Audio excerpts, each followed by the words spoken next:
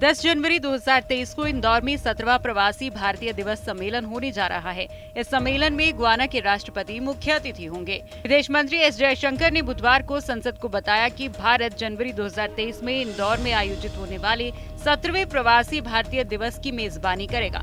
उन्होंने कहा कि ये सम्मेलन 10 जनवरी 2023 को आयोजित किया जाएगा। वहीं प्रवासी भारतीय दिवस की तैयारियों का जायजा लेने पहुंचे मध्य प्रदेश के मुख्यमंत्री शिवराज सिंह ने कहा कि प्रवासी भारतीय दिवस सम्मेलन के अवसर पर इंदौर में एक ग्लोबल गार्डन बनाया जाएगा। जितने देशों के प्रतिनिधि इसमें शामिल होंगे वो अपने देश की तरफ से उस गार्डन में पौधा लगाएंगे। विकास और पर्यावरण का ये अनुपम संगम हमारे सुंदर इंदौर के माथे पर एक दिव्य रत्न होगा। एक ग्लोबल गार्डन बनेगा इंदौर में। ग्लोबल गार्डन का मतलब है जितने देशों के प्रतिनिधि आएंगे वो अपने देश की तरफ से एक एक पेड़ लगाएंगे। एक यूएसए वाले लगाएंगे तो एक यूके वाले लगाएंगे, तो जापान वाले लगाएंगे, तो कहीं कनाडा वाले लगाएंगे, कहीं फिजी सूरीनाम वाले लगाएंगे, कहीं गुयाना वाले लगाएंगे। वो गार्डन ग्लोबल होगा। मतलब दुनिया के कई देशों के पेड़ तो हमारे स्थानीय होंगे, लेकिन वहां लगेंगे। उसकी प्लानिंग भी हुई है। फिर 56 भोग, 56 दुकान जी, और अपना सराफा, हमारी स्वच्छता, हेरिटेज वॉक, अद्भुत प्लानिंग हुई है। और मुझे पूरा विश्वास है कि ये आयोजन अद्भुत होगा। मध्य प्रदेश के मुख्यमंत्री शिवराज सिंह चौहान ने फिर बार मंच से एक्शन लेते हुए निवाड़ी के जिला कलेक्टर तरुण भटनागर और ओरछा तहसीलदार संदीप शर्मा को उनके पद से हटाने का आदेश सुना दिया। गौरतलब है कि प्रधानमंत्री आवास योजना में हुई धांधली और शासकीय भूमि के क्रय विक्रय में गोलमाल की शिकायत सीएम को मिली थी, जिसके बाद आज जैसे ही उन्हें इस बात की याद दिलाई गई तो सीएम शिवराज सिंह ने दोनों को उनके पद से हटाने के निर्देश सुना दिए। मैं वो शासकीय कर्मचारी और अधिकारी जो बेहतर काम करते हैं उनका हमेशा स्वागत और सत्कार करता हूं। एक कलेक्टर है डिंडोरी के विकास मिश्रा, जो दिनों रात सवेरे से लेकर शाम तक मेहनत करते हैं, लेकिन निवाड़ी जिले के कलेक्टर ने इन अपेक्षाओं को पूरा नहीं किया। कई तरह की शिकायतें मुझे मिली है, इसलिए मैं तत्काल प्रभाव से निवाड़ी जिले के कलेक्टर को हटाता हूं। आरक्षण के मुद्दे को लेकर एक बार फिर से मुख्यमंत्री भूपेश बघेल बरस पड़े। सीएम बघेल ने कहा कि राजभवन से अब तक आरक्षण बिल पर हस्ताक्षर नहीं किए गए। हमने आदिवासियों की मांग पर ही आरक्षण बिल लाए थे, तो अर्चन क्यों नहीं हो रहा। साथ ही सीएम बघेल ने सवाल उठाते हुए कहा कि अरविंद नेताम और भाजपा ये बताएं कि आरक्षण मिलना चाहिए या नहीं। राजभवन में एकात्म परिसर में बैठने वाले विधिक सलाहकार बताएं कि प्रदेश की सबसे बड़ी पंचायत से वो बड़े कैसे हो सकते हैं।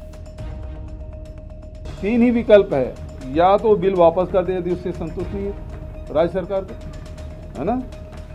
दूसरा विकल्प है वो राष्ट्रपति को भेजे। तीसरा विकल्प ये है कि वो अनंत काल तक के रख सकती है, जब तक कि वो राज्यपाल है तब तक रख सकती है। चौथा कोई विकल्प नहीं है। और चौथा विकल्प की तरफ ये प्रश्न जो भेजा है, चौथा विकल्प है, जो कि संविधान में इस प्रकार की कोई व्यवस्था है ही नहीं। क्योंकि विधानसभा से बड़ा कोई विधिक सलाहकार हो सकता है? कोई भी नहीं हो सकता। प्रदेश का सबसे बड़ी पंचायत है, उससे बड़ा कोई हो सकता है? मध्य प्रदेश की पूर्व सीएम और बीजेपी के फारब्रांड नेता उमा भारती अपने बयानों से चर्चा में है। दरअसल उमा भारती रविवार को लोधी लोधा समाज युवक युवती परिचय सम्मेलन में शामिल हुई। कार्यक्रम के दौरान उन्होंने अपना संबोधन दिया। इसका वीडियो मंगलवार को सामने आया। वीडियो में उमा भारती बेबाकी से बोलती हुई नजर आई। उन्होंने कहा कि ये चुनाव के समय मेरी फोटो दिखाकर लोधियों के वोट ले जाते हैं। मैं कई बार कह चुकी हूँ, जब मैं प्रचार करने आती हूँ तो मेरा आग्रह है कि मुझे फोन नहीं करना कि यहाँ मत आइए, मुझे सब जगह जाना होता है, लेकिन भाषण सुनने के बाद भी आपको तय करना है कि आपको वोट देना है या नहीं।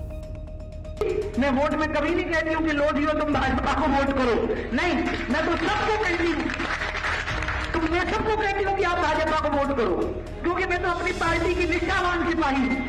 लेकिन मैं आपसे थोड़ी अपेक्षा करूंगी कि आप पार्टी के निष्ठावान सिपाही होंगे। नहीं, आपको अपने आसपास के हित देखना है, क्योंकि आप पार्टी के कार्यकर्ता अगर नहीं है और अगर आप पार्टी के वोटर नहीं है तो आपको सारी चीजों को देख करके ही अपने बारे में फैसला करना है।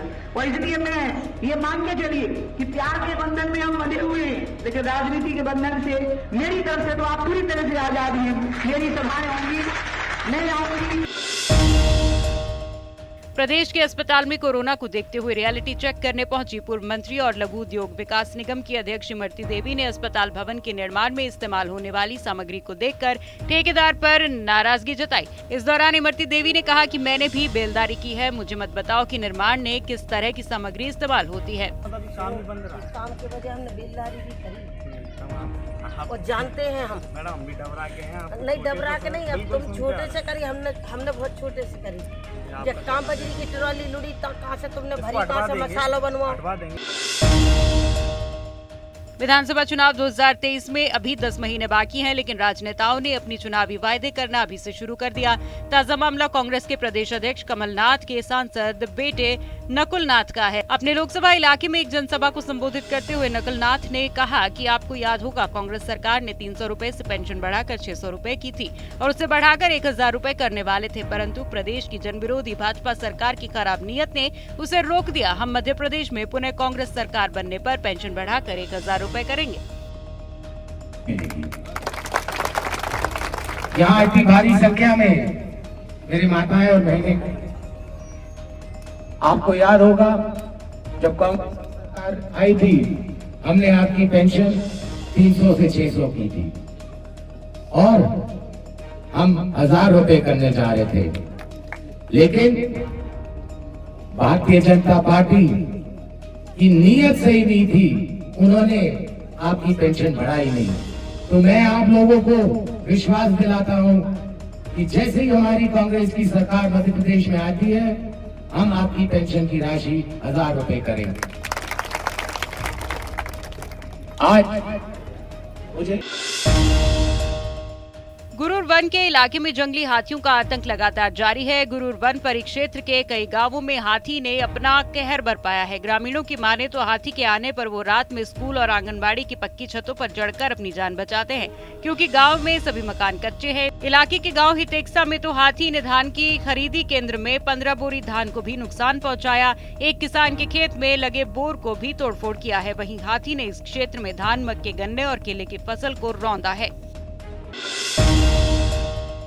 मध्य प्रदेश के खरगोन में डीएम और एसपी ने युवक के कब्जे से 60 करोड़ की सरकारी जमीन मुक्त कराई। पक्के मकान और गेहूं की खड़ी फसल पर प्रशासन का बुलडोजर चला।